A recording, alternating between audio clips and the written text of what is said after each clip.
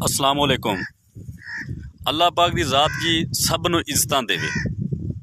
अज गल करांगे ਇਹ ਜਿਹੜੇ लड़कियां लड़के घरों भज के वालदैन की खाश तो बगैर वालदैन की विश तो बगैर शादियां करते हैं कि ਇਹਦਾ ਬਾਅਦ ਚ रिजल्ट की निकलता है और माशरे ਦੇ ਵਿੱਚ इतना बगाड़ कितना ज़्यादा पैदा होता है। एक कॉलेज की लड़की ने की काम किया कि उस कॉलेज की जी बस सी उसके ड्राइवर के नाल उस लड़की ने निकाह कर लिया खुफिया अपने वालदैन की विश तो बगैर। खुफिया निकाह करन तो बाद वो लड़की अपने वालदैन नूं कहंदी है कि मैं बस के जिहड़ा ड्राइवर है उहदे नाल मैं निकाह कर लिया। उसके वालदैन नूं ये चीज़ बहुत ज़्यादा बुरी लगती है। उसके वालदैन ने कहा कि बेटा असीं तैनूं पढ़ाना सी, तू कॉलेज जा रही है, फिर तू यूनीवर्सिटी जाना सी, तू कोई जॉब करदी पढ़ लिख जाती, फिर असीं तेरी शादी तेरे लिए अच्छा रिश्ता ढूंढ के तेरी शादी करदी। लेकिन तू की कीता कि साडी विश तो बगैर शादी कर लईए ते ये तू ज़्यादती कीती है। लड़की ने कहा जी कि अगर तुसीं मेरी मैनू इस लड़के दे नाल जान दिंदे हो तो ठीक है, अदरवाइज़ मैं खुद चली जावांगी। तो उसके वालिद साहब ने कहा कि बेटा फिर एक काम कर, अपना समान पैक कर लै, घर चो जिहड़ी चीज़ चाहिए तू लै जा, लेकिन परत के पूरी जिंदगी इस घर की दहलीज ते तू नहीं आना। तेरे वास्ते इस घर के दरवाजे बंद हो गए, साडे वास्ते तेरे घर के दरवाजे बंद हो गए। वो लड़की की करती है, अपना समान पैक करती, खुशी खुशी उस लड़के दे नाल चली जाती है।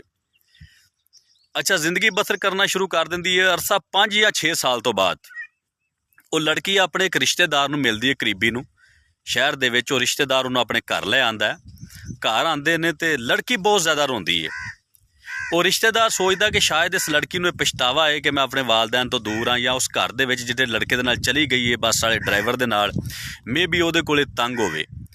लेकिन लड़की नूं जदों वो पुछदे ने, लड़की रोंदी हुई है जवाब देंदी, वो कहिंदी है नहीं जी मैं अपने घर च बिल्कुल खुश हाँ, मेरे मियाँ मैनू बहुत प्यार करते हैं, साडी जिंदगी हंसी खुशी गुजरती पई है, लेकिन कुछ तकलीफां है ने।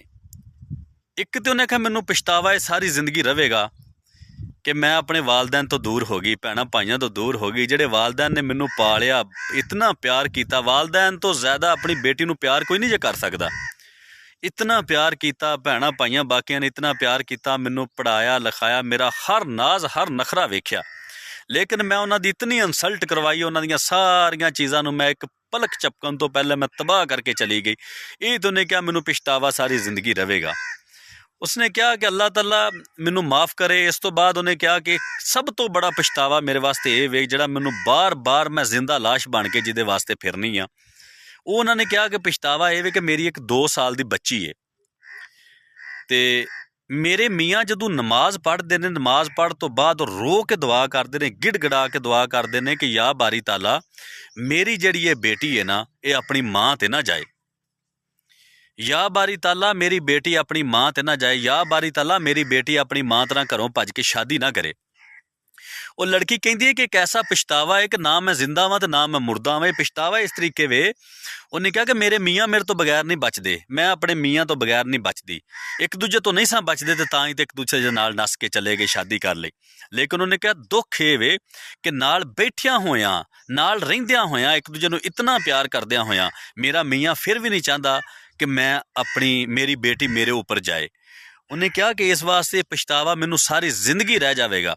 तो उस लड़की ने कहा कि मैं तो मर गई हाँ, लेकिन मैं दूसरियां नूं ये कहनी हाँ कि ये स्टैंड जिंदगी सारी जिंदगी कभी सोचा जे भी ना कि अपने वालदैन नूं नाराज़ करके तुसीं किसी दे नाल चलियां जाओगे या निकाह कर लोगे या तो तुसीं खुश रह जाओगे। ये नौजवान नस्ल नूं एक बहुत बड़ा पैगाम है।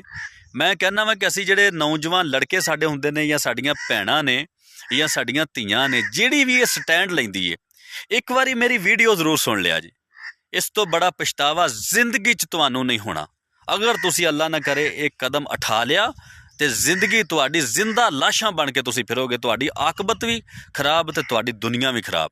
अल्लाह ताला साड़ियां भैणां नूं हज़रत फातिमा तो ज़हरा दे नक्शे कदम ते चलण दी तौफीक देवे, ते अल्लाह पाक साडे नौजवानां नूं, नौजवानां ने सरदार जन्नत दे जिहड़े सरदार ने हज़रत हसनैन करीम मैन, उन्हां दे नक्शे कदम ते चलण दी तौफीक देवे।